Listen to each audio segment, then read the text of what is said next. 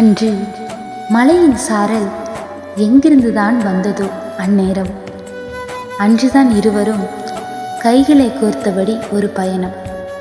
எங்கு செல்கிறோம் என்று அறியாத பயணம். பயண தொடக்கத்தில் எவ்வளவு பதற்றம், ஆனால் முடிவிலோ சில வருத்தம். பயணத்தில் எது தொடக்கம் என்று இருவருக்கும் தெரியவில்லை. ஆனால் இதன் முடிவோ எங்கோ உள்ளது, அது மட்டும் நன்றாக தெரிந்தது. அந்த மலையின் சாரலில் நனைந்தபடியே அழகான ஒரு உரையாடல். அந்த உரையாடலில் கெஞ்சலும் இல்லை, கொஞ்சலும் இல்லை. ஆனால் அது ஒரு அழகிய உரையாடல். புரியாத ஒரு பயணம், அறியாத புது உறவு. ஆனால் பழகிய நாட்களோ அதிகமென்று நினைத்து வைத்த பயணம்.